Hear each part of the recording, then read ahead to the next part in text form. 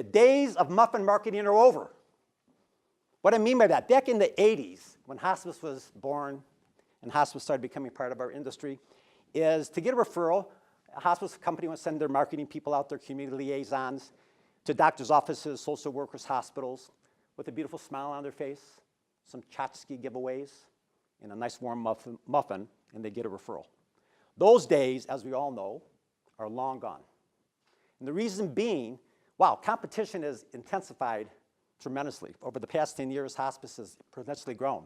There's like 6,000 hospices today, in the United States, and growing every day.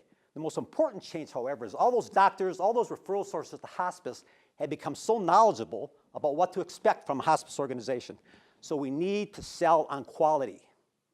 We're here to talk about how you can serve more people, grow, strengthen financial performance. As hospice executives, that's one part of your job is to do that.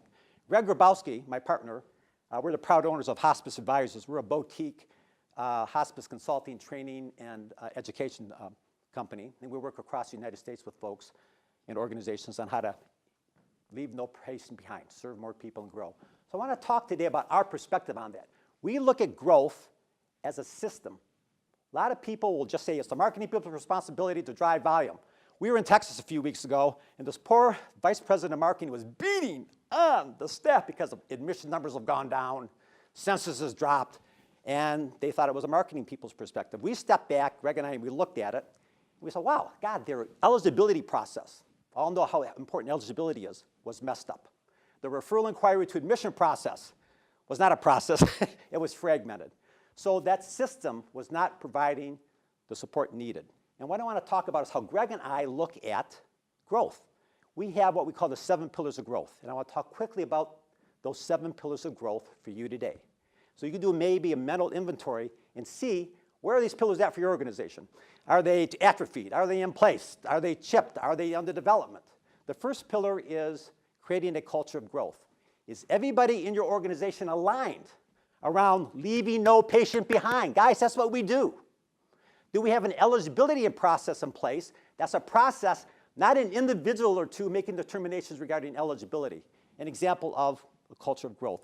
One of my favorites is that referral inquiry to admission process. Why would you spend $1 more to make the phone ring any more than it already is if you can't convert what you already got coming in the door?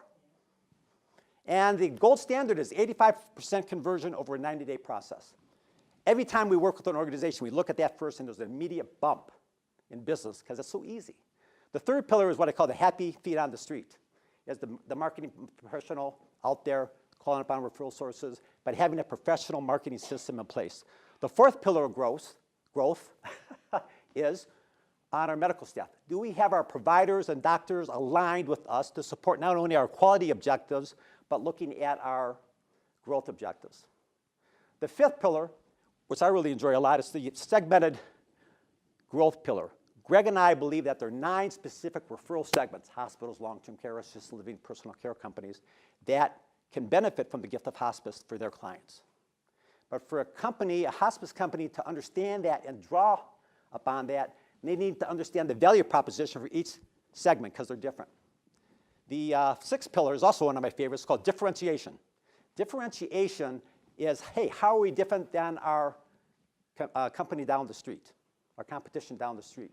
And it's all about hospice innovation. It's all about developing programming. Cool example, I have a good friend, Breda Miller, and she actually works with assisted living centers to help them understand caregiver burnout, et cetera. Well, she partners with hospices to go in and provide this gift.